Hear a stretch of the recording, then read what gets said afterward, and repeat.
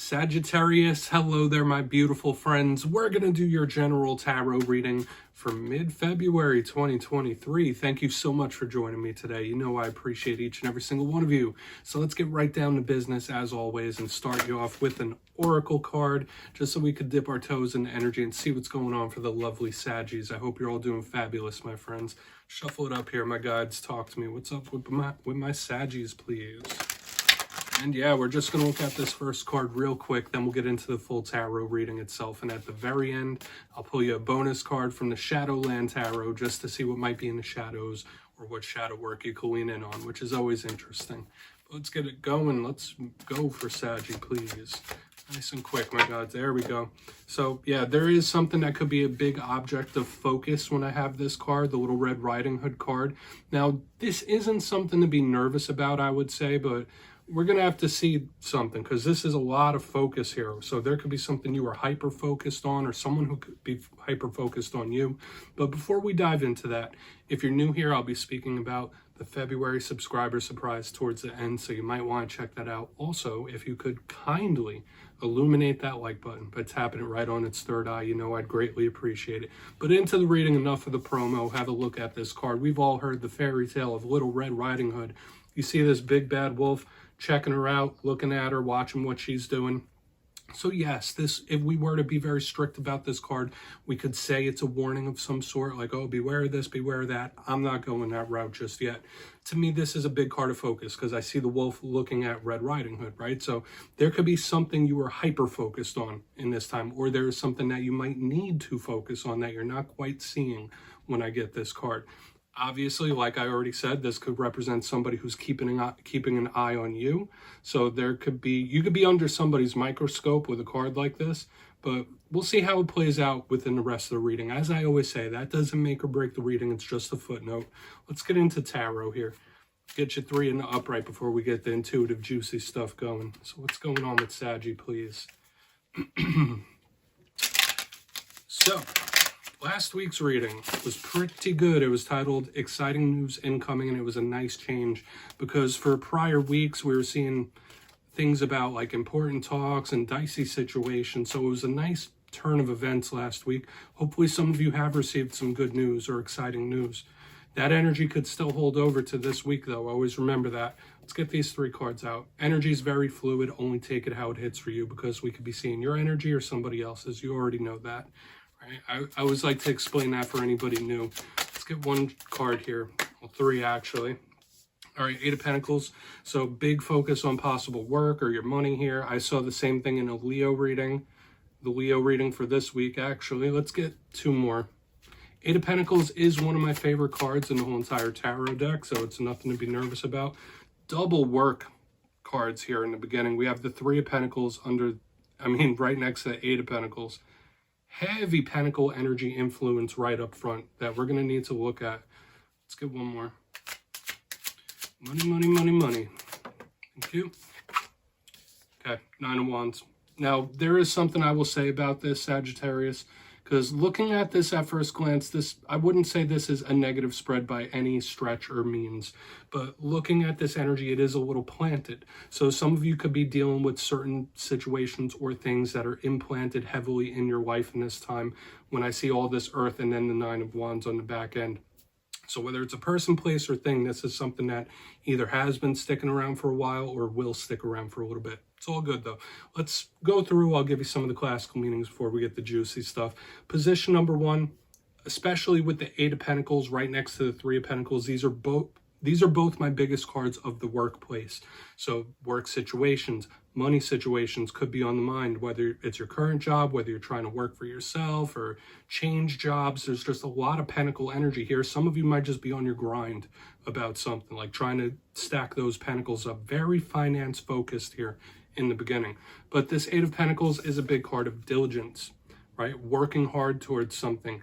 Very dedicated type of energy. Okay, so if it's not work type of things, there could be something or someone you were very dedicated towards with this type of energy. It's creative, it's artistic, it's craftsman type of energy. So I like it. These are good cards for creation, right? Now moving over, and yeah, very hard working. So watch your energy in this time for sure. But as we move over, we have the Three of Pentacles. Once again, another card of work. This is more about teamwork when we get the Three of Pentacles. All very similar archetypes to this 8 right next to it. Now, one thing I will say, when I get a lot of Pentacles on the top row, the clarifier is extremely important, because if it's fiery or there's explosive energy underneath, that could be upheaval. But when I see this, it's people working together as a group, whether people assisting you, you helping other people. This is my card of teamwork makes the dream work. But we have double cards of how one earns money. So whether it's job situations, multiple job situations, obviously it doesn't have to be. When we get any threes, that could represent groups of people, right? So whether family, co-workers. But on the back end, very interesting type of energy. We have the Nine of Wands, the Wounded Warrior. To me, this is a card of skepticism. Some of you might be in a time of healing right now. When I see the Wounded Warrior, it's somebody who's been through a mess. They don't want to go through it again. They're very skeptical. This card is territorial in nature. This card is extremely protective.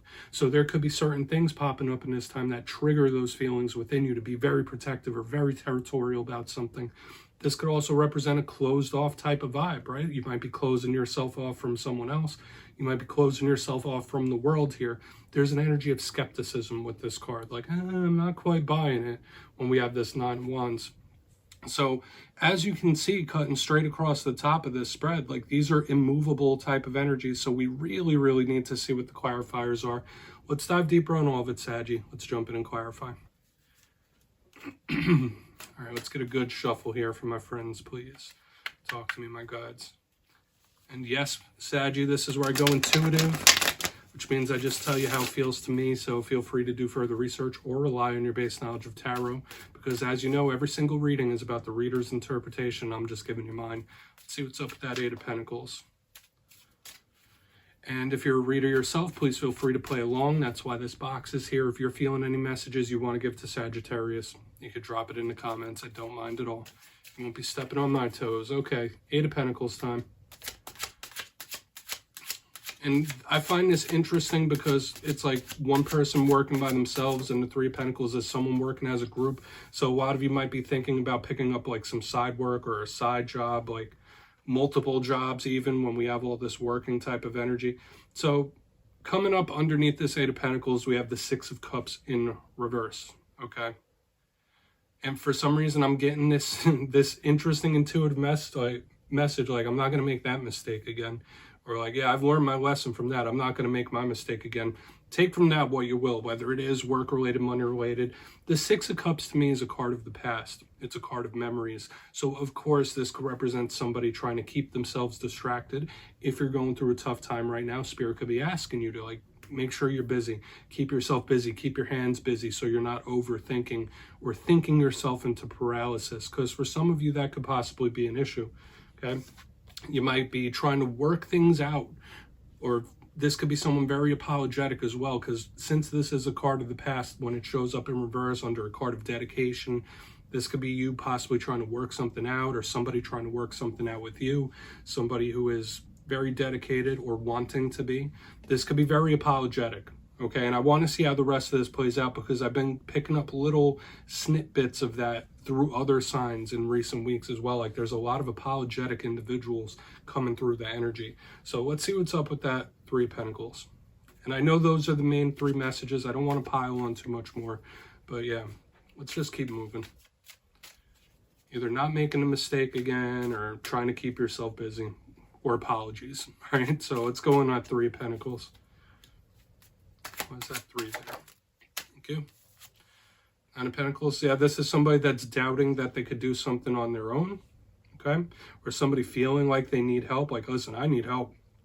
I need assistance. Please help. Like, that's a vibe I'm picking up here, Saggy, with the Nine of Pentacles in reverse, okay? Usually that's a card of independence, right? Abundance, very sturdy. So when I see it in reverse, like, this is a solitary card, this is a teamwork card. So this is absolutely somebody feeling like, listen, I don't want to do it on my own, or I can't. Sometimes that's what it is. Like, yeah, maybe you can do something on your own. You just don't want to, right? Like, it's easier with a group. It's easier with help. But that's the vibe I'm picking up in this middle, is like, please help. Like, I need help. So there might be someone you're connected to that really wants your assistance or needs it, especially with these apologetic energies I was picking up here. Teamwork makes the dream work, right? This could be somebody who's tired of walking a solitary path as well. Like, Nine of Pentacles is all right, but I'm kind of tired of this. Like, let's get this Three of Pentacles energy flowing. Okay, so let's go in on that Nine of Wands. We're getting repeating numbers now here, cards that are multiples of 3 as well. So let's see what's up with that Nine of Wands. Then we'll do a quick recap, okay? For some of you, and I know this is a very, very, like, minute amount of Sagittariuses, but this just keeps nagging at me.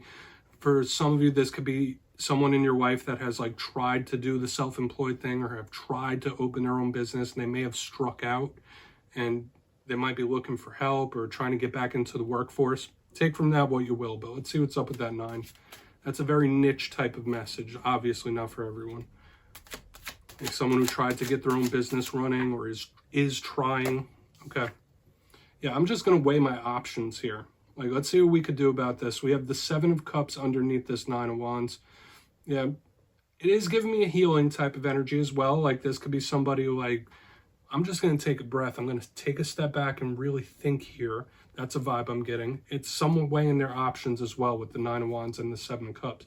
Like, I'm just going to wait here for the right opportunity to come along, okay? Like, I'll know when the right opportunity comes. I just need to take a breath here. That's a huge vibe I'm getting up. This could easily be somebody who's just trapped in their mind as well. So I'm picking that up as well. Like, there's a heavy emphasis on thought throughout this whole spread. Okay, the 7 of Cups, if it's not daydreamy, it is a card of options though. So I get somebody who's like just going to pull back and wait on certain options to come in. But I feel like the most striking energy of this spread this week is this one in the middle, about somebody needing or wanting help or assistance. Big. But let's go through and do a quick recap, then we'll get into the shadow card. If you kindly look in the box, Saggy, I was feeling all sorts of things throughout this spread. Only take what hits. But we have the 8 of Pentacles and the 6 of Cups in reverse. So to me, yes, this could be somebody who's just trying to keep themselves busy, trying to like stuff bad memories away. Like, no, I'm going to keep myself busy. I'm not going to think about that. I was getting the vibe of somebody being very apologetic. But another thing I picked up was I'm not going to make that mistake again. Moving to the center, we have the 3 of Pentacles with the 9 of Pentacles in reverse. We do have repeating 9s showing up here. But to me, this is all about somebody who's like, yeah, I either can't or don't want to do it on my own anymore, or I really need help. I need somebody's help here. Like, I'm tired of the lone wolf ways. Moving to the back end, we have the 9 of Wands with the 7 of Cups. Somebody who's like perfectly fine waiting on something. Like, I'm going to sit back and take a breath. I'm waiting on the right opportunity to come along. That's a big vibe I'm getting here. Or this could be an extra active mind and imagination in this time, like someone trapped in their head about something, okay? So only take from it what you will, my friends. Let's get one shadow card here. Let's see what's in the shadows for Sagittarius. Interesting reading this week. And as some of you might know, this doesn't have to be your energy or your vibe. This could be a whole spread about somebody else you're linked to. Let's see what's going on with Saggy. Or you could just be in heavy pentacle mode. Let's see what's going on. Yeah, I always like to end off every reading with a shadow card. It's nice. Sometimes they do link with the reading themselves. So we do have the King of Swords. This is a very strategic card. For a portion of you, this could be an air sign that has left a mark on you, a father figure that has left a mark on you. But this is an extremely strategic type of card. So when I see it in the shadows, it could easily be Spirit telling you like, hey, don't do anything too spontaneous. You need to make a proper plan here. Or it could be a warning about being too strategic. Right now, I know most Sagittariuses are very intelligent, but they're spontaneous in nature, at least from my experience, right? Fire signs, we all get that kind of reputation. This King of Swords is like a little calculated. So watch certain individuals around you that are like overthinkers, overplanners, because this could be a calculated type of energy that Spirit's warning you about if this isn't a person that's already left a mark on you, right? Because the King of Swords can be harsh. Right? This could represent a cold individual, somebody that says like really hurtful things. So we're just going to leave him in the shadows where he belongs, right? But yeah, Saggy, that's what I have for you this week, my friends. Don't click away just yet.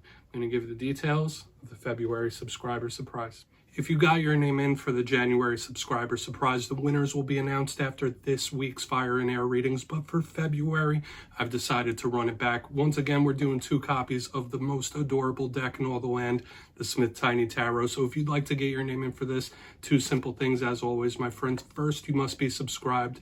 And second, let me know down in the comments which card from this week's reading you thought was most adorable. You'll be entered to win. And at the end of February, the winners will be in the community tab as always, my friends.